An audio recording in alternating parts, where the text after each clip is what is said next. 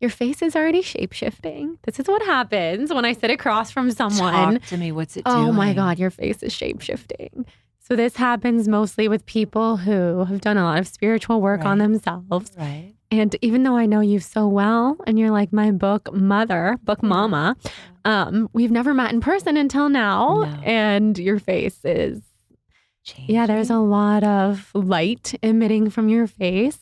It's kind of like the whole, all the edges of your face are gone and it's just like it's just like part of the universe right now. You have a lot of angelic white light coming from you. My puppy just died on Friday. So. Oh, I'm so sorry. So maybe she's coming through. Yeah, I think brought her so. collar in my purse. Oh, maybe that's what I'm seeing. I'm seeing like a lot of the other side coming through. I see dead people too, but other than that. Yeah. Always. Well, it's a beautiful energy that you carry with you. And I have a fun story for you to start the podcast with.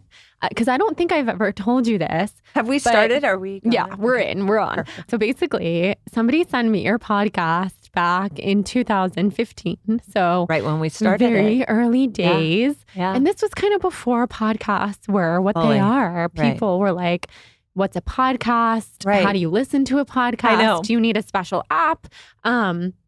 And it was a friend of mine who's also a writer and knows that I'm a writer. Yeah. She's like, you have to listen to this podcast, the Beautiful Writers Podcast.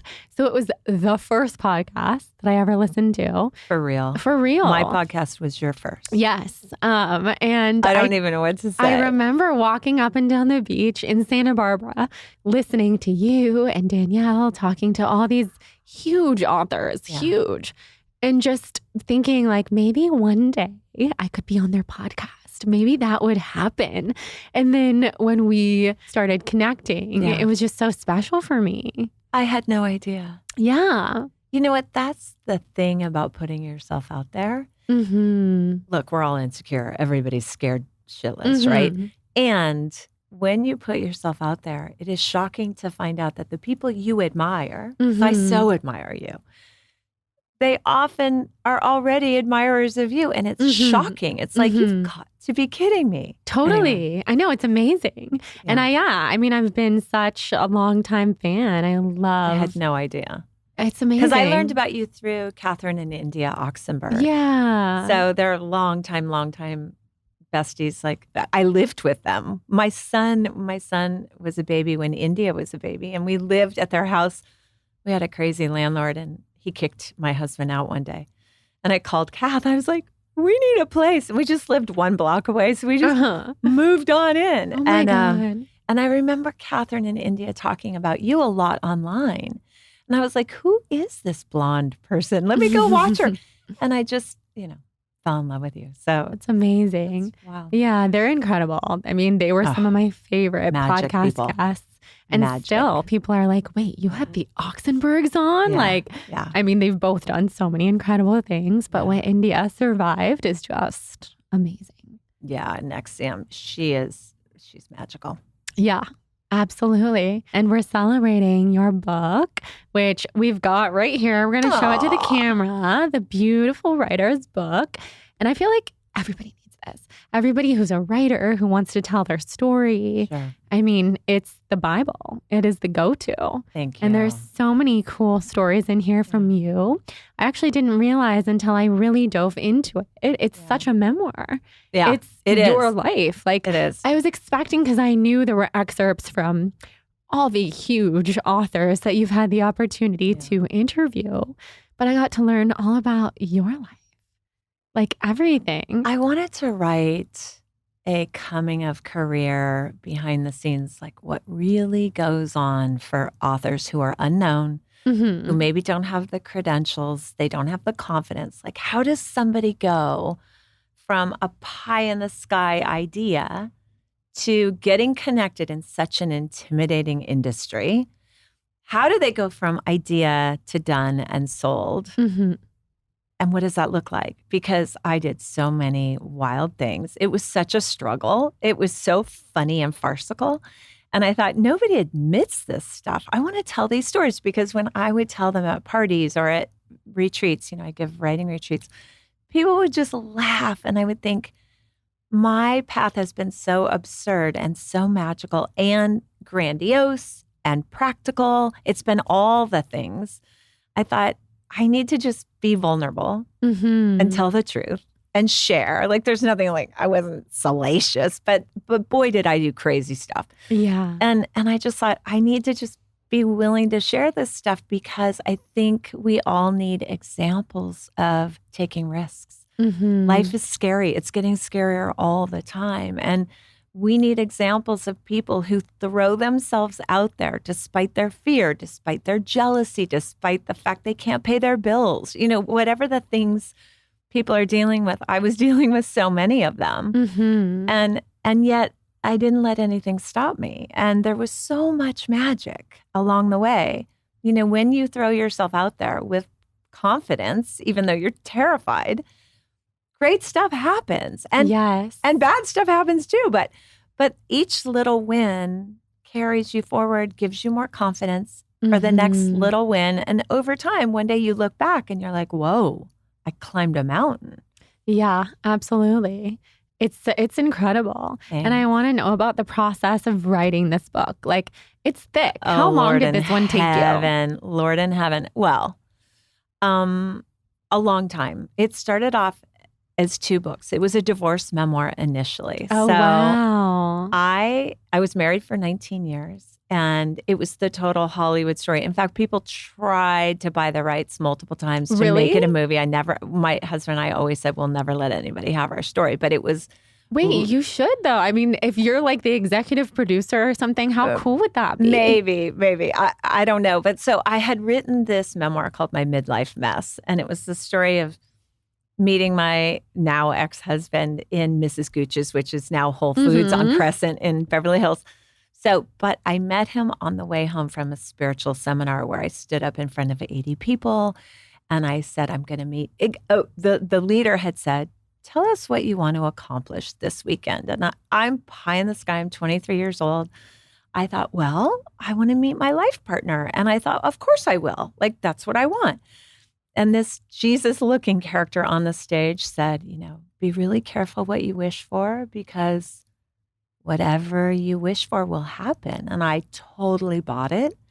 So I'm standing on stage, 80 expectant, smiling faces are staring back at me. And I said, I want to meet my life partner this weekend. And I want him to be a Taurus like my last boyfriend because I really loved him. And I want him to be an actor. I mean, I had like all this crazy criteria of what I wanted. I want him to be gorgeous. I mean, whatever. Everyone was just smiling and laughing back at me because it was so absurd. And then, and I said, and I want him to sweep me off my feet on his white horse. So the seminar ends at Sunday at like 7 p.m. or 8 p.m. My best friend's with me, who I'm going to see tonight in Malibu. Yay. And I said, you know what, I'm really hungry. Let's go by Mrs. Gooch's and get some fruit. So we did, and there he was in the melon section, and it was the same exact person criteria for each thing I asked for. It was him.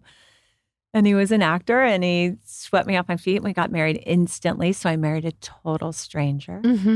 And because it was destined, right? I mean, yes, of course. It was everything. He was everything I prayed for, and me for him. And so we end up having just a really crazy marriage, obviously, but it was also incredibly magical. And I knew that I had to write the divorce memoir when we got divorced because the divorce was equally sort of dramatic. The whole marriage was dramatic. So my way of staying sane was to write my way through it. And when you're a self-help author, which I was by the time I got divorced, you have so many self-help friends on speed dial. And so when you're walking into walls, because divorce is hard, you're calling your friends and they're giving you the world's best advice and they're funny as hell. So I just took notes because I knew I wouldn't remember anything. And then I put it all together in a book. But I went to sell it, went to New York, took meetings. And the editors that I met with were like, why do you have all these funny, struggling writing stories in this thing? And I'm like, well, because I feel like 2 artists struggling to make it is really interesting. And they would say, well, we want more of those. Or, some editors wanted just the divorce stuff and some wanted more of those. And I thought, oh, these are 2 books. Yeah. But it wasn't until I had the podcast for a couple of years. I think I was reading Cheryl Strayed. I was getting ready to interview Cheryl Strayed. And it hit me. I was like, oh, whoa. When I'm writing in the book about my agent dilemmas, well, how did Cheryl Strayed get her agent? How did Terry McMillan get her agent? And I just started realizing, oh, wow. Well, as I'm telling my crazy stories, these people that I've had on who are the most amazing authors in the world, they also have crazy stories and practical stories and magical stories. Why don't I just insert those in little boxes throughout my story to break it up? Mm-hmm. And I think it's fun. It's really fun. I mean, that's why I was able to read like over 150 pages in one sitting. That's insane. Because, I mean, I'm a reader. Dense. I'm a reader, dense. but like I was so into your story, but I was also like, there's these big blocks of other people's quotes, which I was wondering, are those quotes from your podcast? They're verbatim from the podcast. That's what I thought. Mm-hmm. I mean, a few of them, like Stephen Pressfield was so amazing. Stephen and Martha Beck. He's my idol. Oh, he's the best in the world. Stephen and Martha Beck and Mary Carr, a couple of people gave me extra stories that weren't on the pod. Cool. So I would call them or text them and say, hey, I've got this place in the book where we need another story. And they just fire me off Why are they so amazing? That's so cool. You know what? I'm just so blessed with just incredible friends. I think, and you're finding this, you're so much younger than I am, but the longer you stay in a game, whatever that game is, the more, people just help you because you've been in it for so long. And they know that the trials and tribulations they've gone through, and there's just a mutual respect and a helpful attitude. And also what they ended up telling me, Stephen and I talked about this, it's really a blueprint for success in any field, in any creative endeavor, or anybody with a dream. So it was more than just a writing book, I think. Mm-hmm. And they got excited about that. Yeah, that's so amazing. Do you have a favorite part of the book? You mean my part or their parts? Both. So one from yours and one from like a contribution. Oh gosh. I think I'm working on a piece right now for a magazine. I can't say which one yet. But it was about, I had Seal over for dinner. Oh my God. So as I'm struggling to become a published author, my agent at the time kept saying, Linda, you just need one more celebrity, because I was interviewing celebrities. The book was called Life's Charmed. And it was given to me in a dream, which you read about. Yes, which we have to talk about. Oh, that dream was insane. Question. Yes. So my agent kept saying, we just need one more celebrity. Like, he would shop my proposal and the editors would say, well, we love it, but we need a little more fame. So throughout, I kept thinking, I've got to interview Seal. I just was obsessed with his music. I would put on Crazy every morning in my little cabin in New Mexico, freezing with my cold at night because we had no heat. So I'm like freezing fingers, and I would listen to Seal and I would just dream. And so I thought, well, he has to be in the book. Well, eventually one of my girlfriends starts dating him. Oh my God. And I've tried everything. I've written to his people, his management, his producer, Trevor Horn, on it. Nobody's answering my letters, right? Because I'm a total unknown. So my girlfriend starts dating him, but I can't tell her because she's not like my best friend. She's come out to New Mexico a couple times. She stayed with us. But I'm not going to call her and go, hi, I need your boyfriend to help me get published. So one day, the medicine man who lived next door, I see him at the gas station. He says, hey, Seal's coming to your house for dinner on Sunday night. And I'm just like, oh my God, okay. He just tapped into that from the universe? She was bringing him, and she wanted to look at land. And I now know they were having issues, but at the time he didn't tell me that. So they were actually going to have some kind of counseling, I think, with the medicine man. So at any rate, I'm thinking dinner at my house. It was the most insane disaster you could imagine. Oh my God. It's hilarious. It's my favorite. You haven't gotten to it yet because it's towards the end of the book.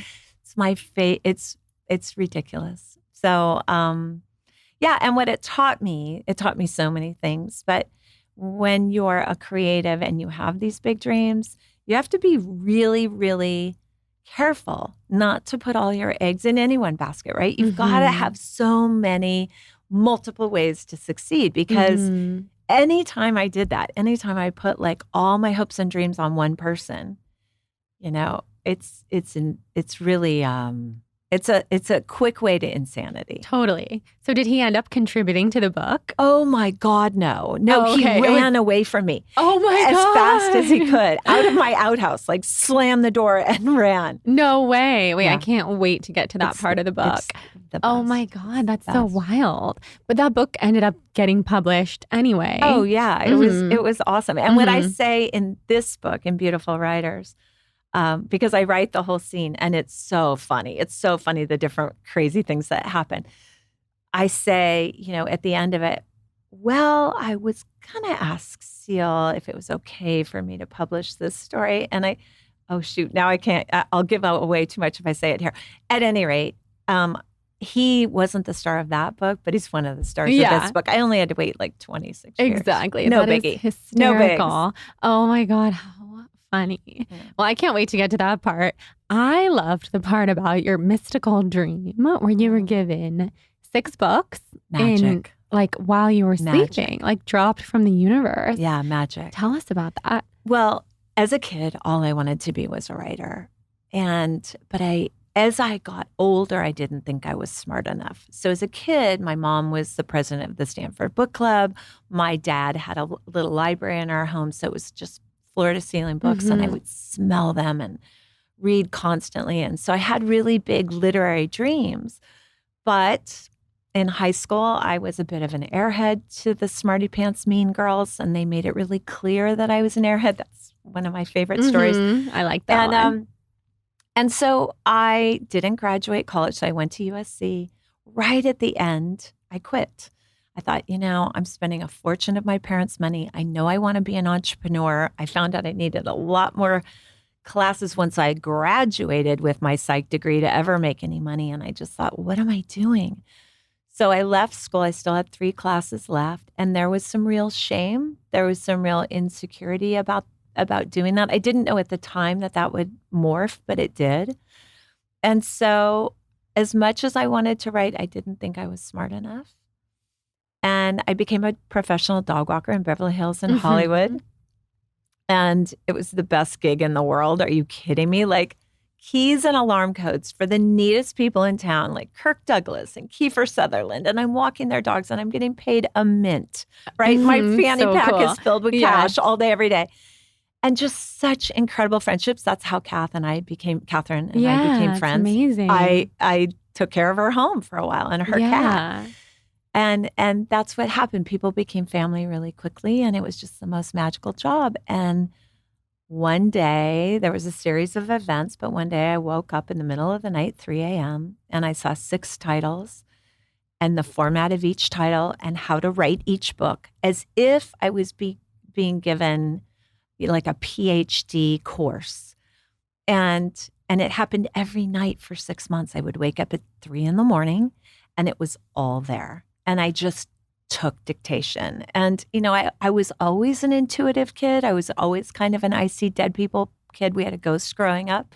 I was the only one could see her. I loved her. I thought she was so old lady fun and friendly. And like I'd scare my friends with her. You know, they'd come over and I would say, turn on the stereo. Or I'd say, turn off the lights. And people were like, oh my God. But I loved her. And so I've always been super intuitive. And that was part of what I had to learn, was that just because I didn't feel book smart in school didn't mean I didn't have an innate genius, right? Like we all have a genius. You just have to figure out where it is. So my particular genius is listening for myself. And, you know, if I work with a client, I can just see things. I can hear things. But I didn't know that until that dream. That was the beginning. And I just, blind faith, I just trusted. I was like, oh, I'm going to be on Oprah in a year or 6 months. Of course I'm going to be on Oprah, you know, just so grandiose.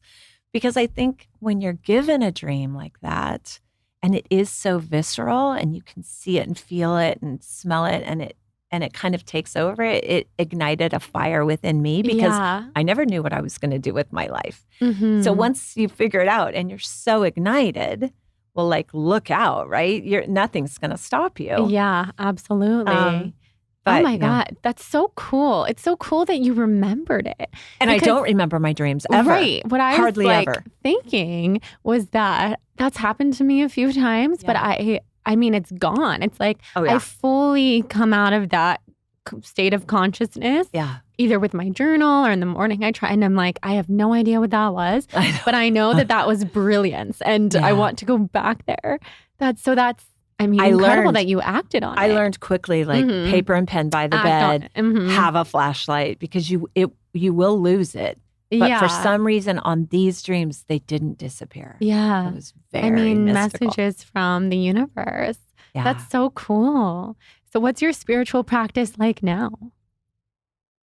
I think I do gratitudes every morning and every evening.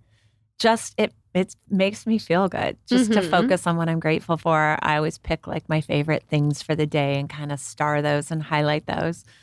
And that's kind of it. I'll meditate for 5 minutes. That's it. Maybe 8 minutes. I'm a super bad meditator, always was. But short meditations are still great. They're great. To me, nature is my meditation. Writing is my meditation, and my horses. My horses. So I'd rather go out and walk the dogs and be with the horses and feed them apples and have them all try to bite my fingers off than sit there for 20 minutes meditating. Yeah. Well, meditation comes in many forms. Yeah. Yeah. That's amazing. And you're such an animal person. Oh my God. My son the other day, he goes, Mom, in Chinese astrology, because I'm a dragon, it's like in Chinese astrology, the dog is your enemy. I'm like, oh, wow. I'm like, well, that's a joke. Like the universe played a good joke on me because I have 7 dogs. We have 8. We had 8. We lost one last week. But I'm like, if they are my enemy, I'm going to sleep with them. Yeah, exactly. Live with the enemy. Live with the enemy. Yeah. Well, I'm a horse in Chinese astrology. Are you really? Yeah. So is my son. Oh, wow. Horses. So when was he born? 1990? Yes. Oh, me too. I always say you could have been my daughter. Yes. I swear to God, I say that all the time. Yeah. I mean, it's so true. So when's his birthday? August 7th. Okay. So he's just a couple months older than me. Then how is he a horse and you're a horse? 1990. Because it goes by the year. Got it. Exactly. Exactly. Oh my God. So he's a Leo. He's a Leo. And so are you.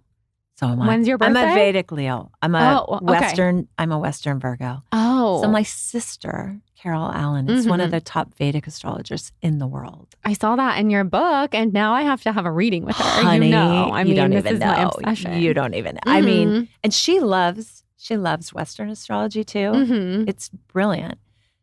Vedic astrology is a little more predictive. So what I love about Vedic astrology is like, a friend will say, I can't sell my house. And she'll go, oh, it'll sell next June. Don't worry. And it sells next June. Like, she's so predictive. Wow. So everyone thinks she's psychic. And I need to talk to her. And I need to know what's up. I've planned every big event of my life around her. Like I made my husband get married at 6 a.m. in the morning. Oh, wow. Because that's when the perfect window was. So, his daughter was like, are you effing kidding me? Daughter's out at our barn at 6 a.m. going, oh my God. But the light was so good. We all ended up really grateful. But crackers. Oh my God. I love that. Okay. So your birthday is when then? August 31st. Oh, okay. Yeah. So you're beginning Western Virgo.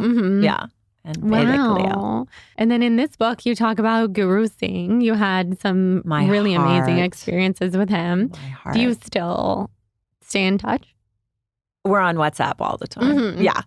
I'm one of those people I've never, I have mentors, but I'm not a good guru person because I don't follow directions. So you saw in the book, he's always trying to get me to meditate and I just can't. Yeah. I'm not good with ever following quote unquote rules. But he kind of loves that about me. So we became friends rather than student teacher. We just became friends forever ago. And so we still are. His wife was like, you're the only one who really lets him have it. I just tell people, and it makes them laugh. Yeah. So it's good to have people like that in your life. He's the best. So, I'll text him every once in a while about the state of the world. I'll go, all right, I'm spinning. And he'll go, okay, here's what's going on. Here's what you need to do. Uh-huh. Yeah. Wow. Yeah. He'll say, So Linda, wise. read the headlines, not the articles. Mm. I go, okay. Yeah. Oh my God. It's important to have someone like that in your life. Well, because my parents are gone. So, Yeah. you have to find your people. You have to find your elders. Yeah. It's really I'm an elder, important. but I need elders, right? Yeah. Everybody needs an elder. Yeah. And you're still so youthful and young. You really are. So Thank for everybody who's an aspiring writer, what are your top tips for people who want to be published? A couple of things. Trust your ache. If you have the ache, you have what it takes. And if you don't have what it takes yet, you'll figure it out. Just take that burning desire and sit down and do it. Mm-hmm. Even if it's just 15 minutes a day.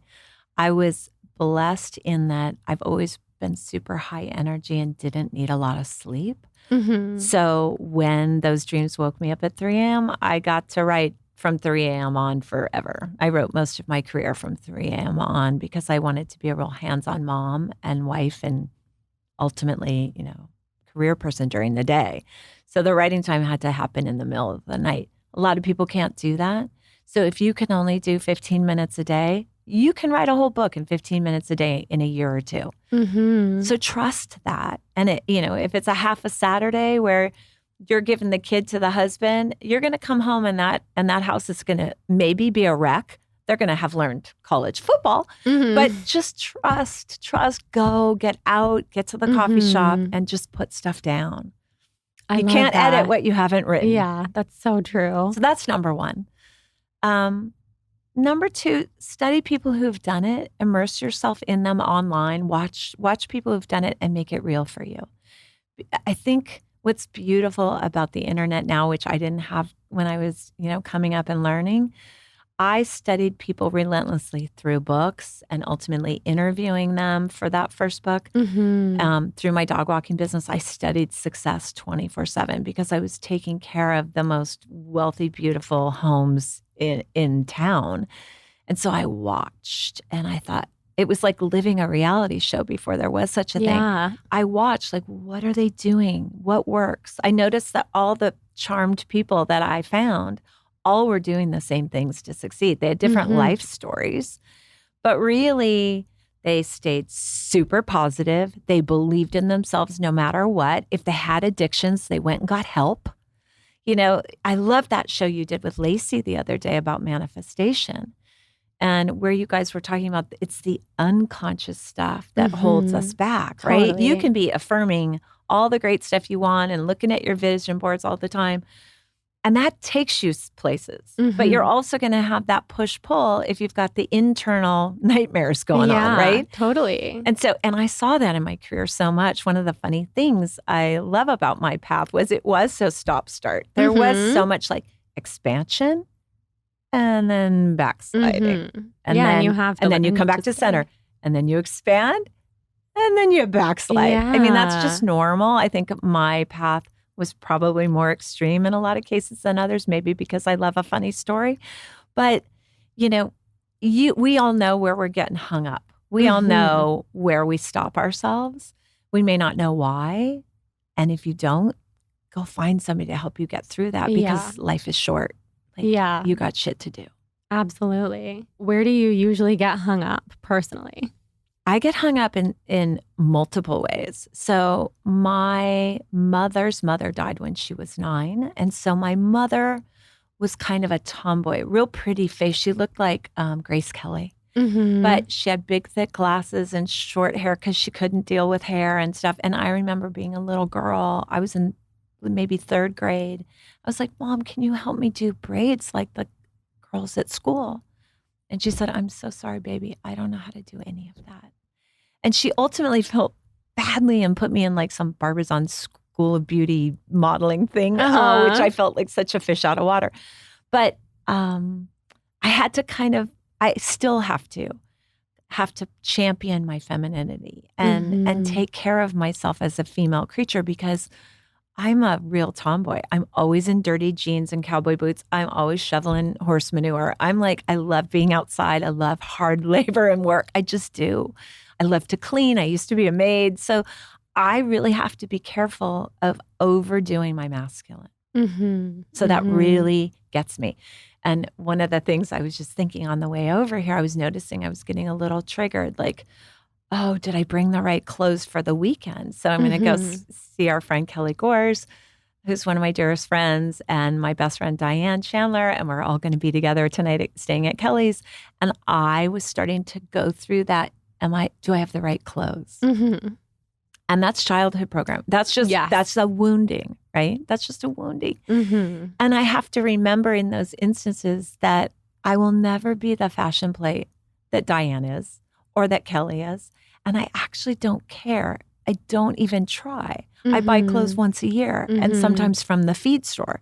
So it's like, I just have to always work on honoring who I really am and yet still nurturing the parts that are wounded. It's such good advice. We all have those wounds and they always come from childhood. They always do. And then the other one for me is intellectual.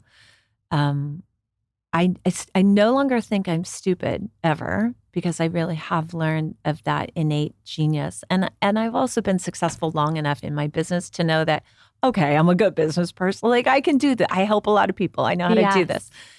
But I notice every once in a while I get tripped up with higher ups in the agent world. So I have a lot of agent friends that I adore, that I connect my clients with all the time. But when it comes to me and my agent, I still feel not good enough. And I really have to think about that, like, Linda, what's going on with you? And that, again, is just a wounding thing from childhood. Another story that I have to, like, if my agent is slow to respond or doesn't answer, I just have to breathe and go, Linda, this is your stuff. Yeah. I mean, I definitely relate to that. Do you? Oh my God, yes. I absolutely do. That's good All to hear. those stories of like, especially when it comes to writing. And so it makes sense to me that you feel that way with your agent, because I mean, I can feel that way as well. And I think it's also because we care so much about writing. This is what my sister said to me. She goes, Linda, it's because you care so much. If it was like acting, or if it's like all these things that I don't care that much about, like there's this opportunity on the horizon. I think I've told you about, but I can't say exactly what it is, but I've been like really back and forth. And for some people, that would be their dream. And for me, I really care more about writing. And so I could care freaking less. You are a writer. You're a writer. Thank you. What happens with this other opportunity? But when it comes to the book, I'm like telling myself before I even send an email, if my agent doesn't respond right away, I'm still okay. I'm still a writer, like all these things. And oh my God, it's tough. It's really tough. Well, where it gets tough for me is that I am a people pleaser. So asking for what I need takes a little bit of an effort. Same. So we've been working on the audiobook, and I didn't like some of the samples that the company sent me because the celebrity voices, we had to forgo that. It was just what ended up happening with that was that they needed these releases from the celebrities that were really, really pretty far encompassing. Name and likeness for all eternity. I mean, I'm exaggerating, but it was a lot. And so William Morris Endeavor, the celebrities that are in this book who gave their permission, who are some of my dearest friends, their agency at William Morris Endeavor wanted to make some changes to the contract. And that couldn't be done. And I understand both sides. So I agreed. Let's just get, I'm narrating my part, but let's get the studio actors to do the male and female parts. But then I didn't like the first samples I heard. And I told them, and it got to a little bit of a effort where I think my agent was just like, Linda. Yeah. And I had to hold strong, I think. And maybe that's where it's tougher for women to ask for what they want because we don't want to be seen as high maintenance. But again, you have to trust your gut. And to me, writing is a love letter. Everything I write, to me, it's my love, it's my heart. And so that now extends to the audiobook, and I want to love it. Of course. And finally, and we got it. It didn't even take that long. But we got the voices that I love. Good. So yeah, it's so important. Absolutely. My friend just wrote this amazing book, and she had a similar experience where you just have to stick up for yourself, and you feel like, oh, I'm just being so particular. Right. I'm just being so difficult. I know. But it's really just being a smart, business person, a caring author who cares about their work. It's important. Yeah, you have to trust. Yeah, absolutely. And so for everybody listening who wants to have an agent but has no idea how to get one, what are your tips? Oh my gosh.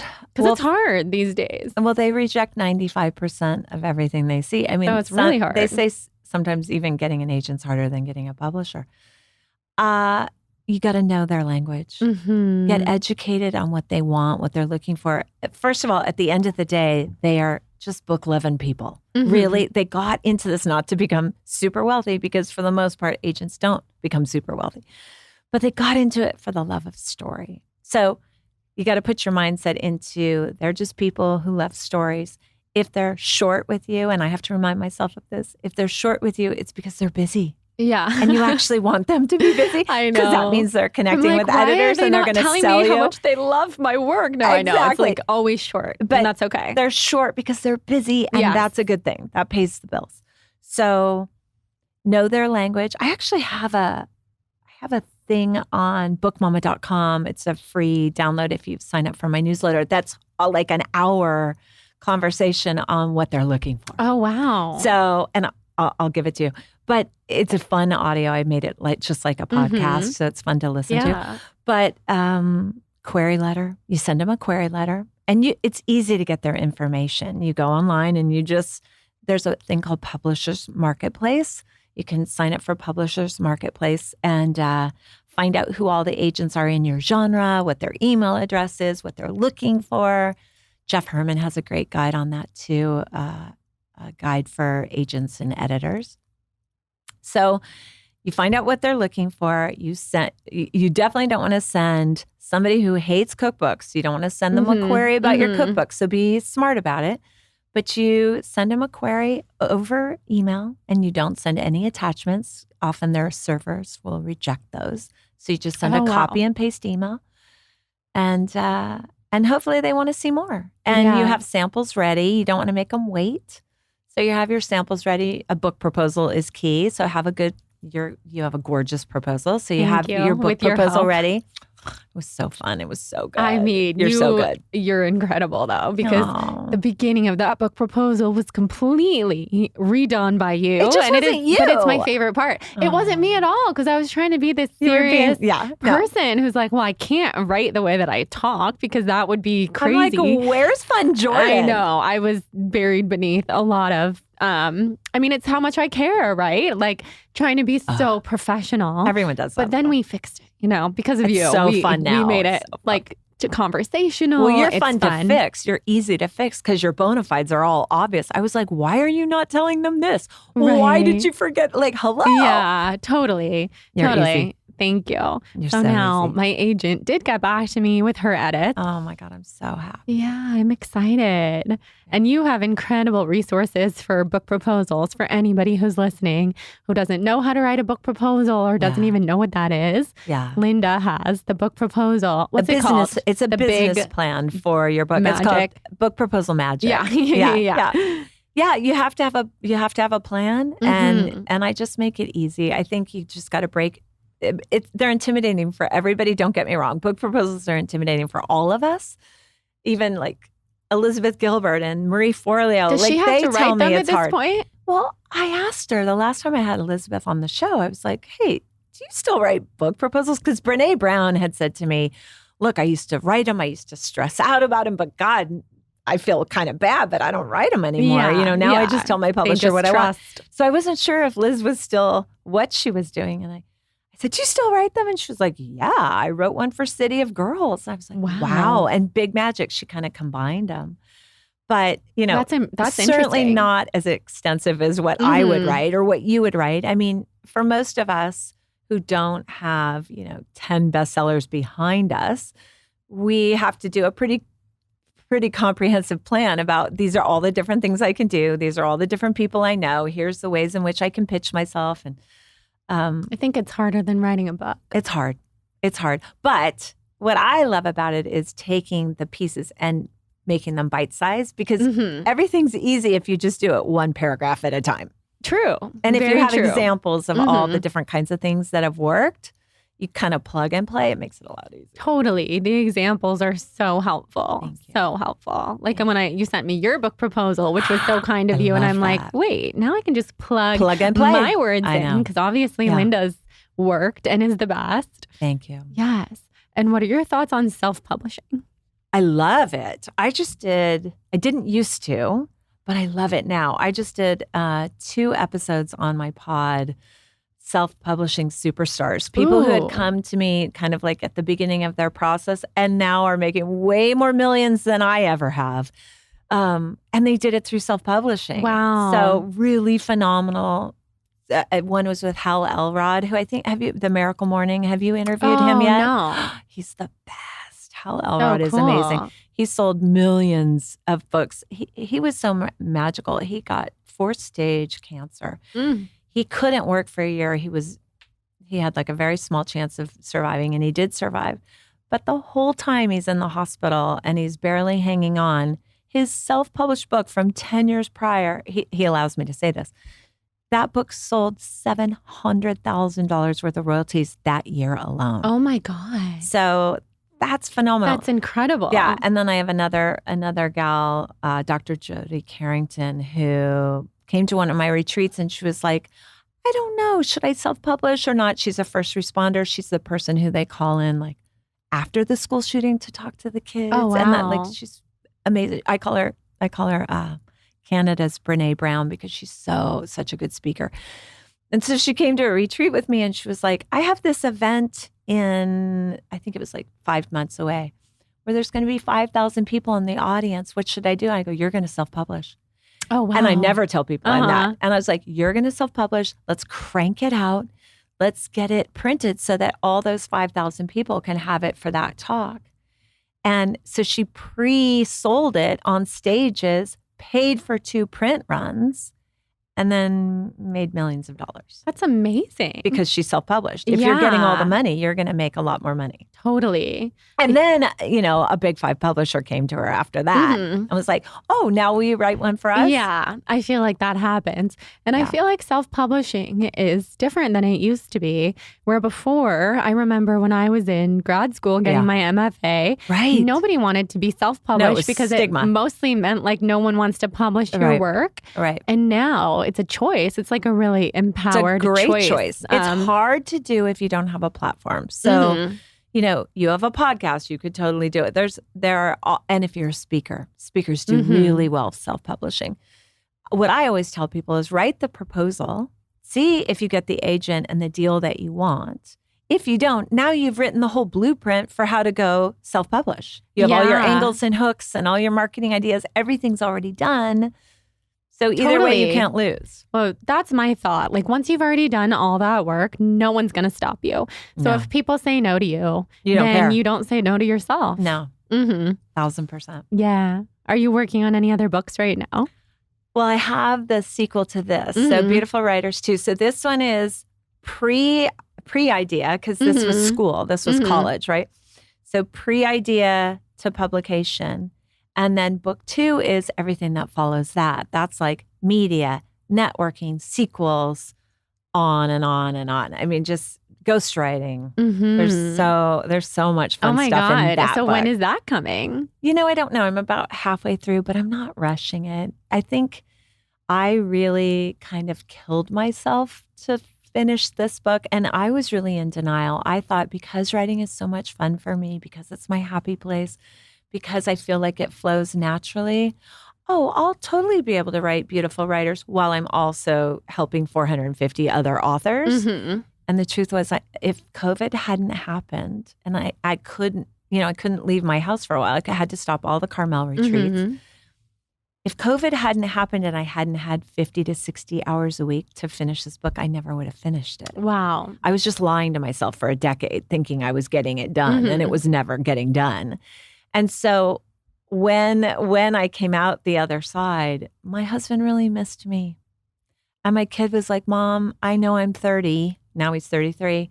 But like, I miss you too. You've had your nose in that thing for a long time. And it's just kind of nice not having that stress of deadline. Yeah, totally. I relate. And that's why I chose to write this book that I've just almost finished without having a book deal or anything. Because I didn't want that pressure, that deadline. I mean, there's enough pressure in life. Seriously. There's a and lot. you're a mom. Yeah. I mean, it's not a good takes that Atticus and your husband have to be your first. Beyond your spiritual life, they have to be your priority. Yeah, they have to be. Because kids will come back and bite you later. I bet. I mean, I'm already like... They remember stuff. I know, especially these old souls. They're little, but those old souls, they remember stuff. I know. I mean, I look away from Atticus for 1 second to look at my phone or something, and he's looking at me like, what are you doing? Oh, I used to get on the phone, and my kid who was playing so quietly would start throwing stuff at my head. I mean, they're so smart. I used to do that to my mom. All of my mom's friends knew if I was with my mom, I'm not going to let her talk on the phone. Like, I will talk. That was my son. I will take the phone. That was my son. Yes. Oh, yeah. It's so funny. My mom's best friend would call and be like, Jordan, I promise it's only going to be 5 minutes. I was the boss. Oh, yeah. My son was the boss of me. Mm-hmm. He still tries to be. Yes.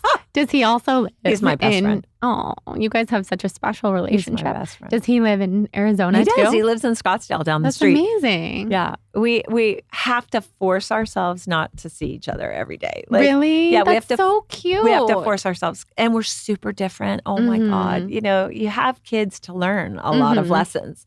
And he is so different than me. He's so conservative. I'm a tree hugger. He's just very different. And we're like spiritual soulmates. Yeah. So we have to force ourselves. Like I'll say, I can't see you for a week. I have to focus. He's like, okay, good. I need to get work done because we want to watch Seinfeld comedians getting coffee in cars or whatever. We just want to like be with the animals and talk spiritual stuff. And that's what I hope to have with Atticus. Yeah, of course. But like that best friend. You will. I love it. Yeah, that's inspiring and expanding. So I want to ask you some of the rapid fires that I ask everyone who comes on. I'm ready. So you told us your sun sign. What is your moon sign and your rising? Gem. I'm a Gemini moon. Totally see it. Oh my gosh. Rising Sag. Oh, I totally see it. That is so you. Oh, yes.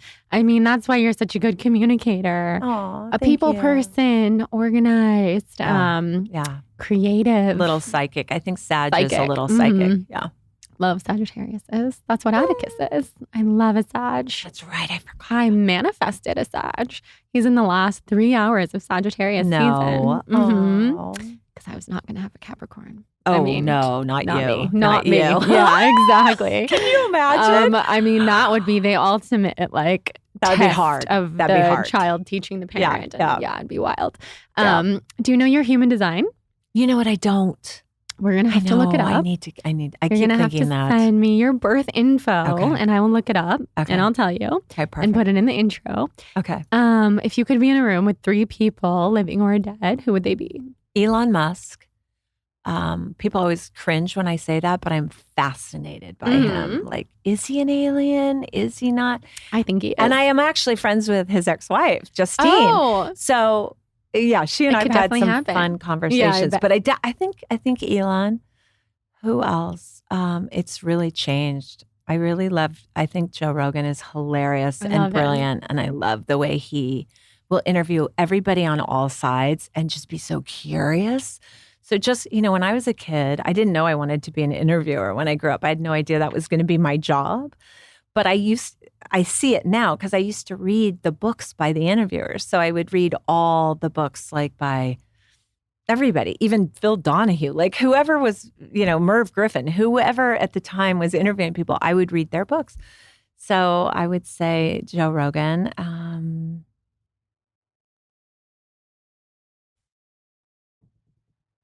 Don't know. A female, for sure. I'm blanking. Yeah, it's a hard question. Living or dead? Yeah. Mother Mary. Amazing. Oh, duh. Yes. Amazing. Yeah, That would be such a cool room. I forgot. They could be dead. Yes. Oh, yeah. Joe Rogan's a good one, though. Joe They Rogan, are, but I would I'd love want to see meet him. Joe Rogan at the dinner. I'd probably stay quiet the whole time. I'd be watching Joe Rogan interview Mother Mary. Yes. He would have Elon. so many questions. Oh my God, that would be so good. And who are your mentors? In real life? In real or life. online? Yeah, living. Oh, well, online, anybody. Betsy Rappaport is my publishing mentor. She's brilliant. She worked at Random House and Crown and forever, and just the most literate, brilliant woman. So I've literally sat at her feet for 25 years and just said, teach me everything. Because I knew I would never move to New York and work 9 to 5 in a publishing house. I just knew I didn't have the capability to have a boss. Mm-hmm. So I paid her to be my mentor all these years. Like, just teach me. And it's been phenomenal because, and this is what's so good about getting mentors, is as you gain in skills, they give you the jobs they don't want. Yeah. So there were so many times where she'd be offered a ghostwriting job or a series for a magazine or something she would be offered to write, and she wouldn't want it. She'd give it to me. So I'd get all these amazing jobs because my mentor ended up being one of my best friends. Yeah, that's so I would cool. say Betsy and Guru Singh will always be a mentor. Mm-hmm. I like mentors who are a little bit rebellious. Mm-hmm. You know? Me too. I'm a weird one because I was raised with a Democrat and a Republican. So I'm a rule follower and I'm also a rule breaker. I'm a tree hugger, but I'm also conservative in some of my thinking. So I'm kind of all over the place. And so my mentors online and not are also all over the place. Mm-hmm. I like people on all sides of every, and my sister says it's because I have 4 planets in Gemini. Mm-hmm. So I see all sides of everything. Yeah. Yeah, I can definitely relate to that. I kind of don't hate anybody because I can see their goodness. Yeah. I can see their divinity. Yeah, which is a beautiful place to be. It can be hard sometimes. And it can be. That's true. And where can everybody find you and your amazing book? Bookmama.com. BOOKMAMA. And you have stuff on there relating to the book, right? Like audios and stuff you were saying. Yeah. Well, there's links to like Book Proposal Magic. There's a link to the podcast, Beautiful Writers Podcast. Yeah. Yeah. A forever favorite of mine. All the stuff is there. And that free audio, I think, is really helpful. So if you want to sign up for the newsletter. Amazing. So fun. Linda, thank you. This was incredible. Thank you. I'm so honored. Most fun.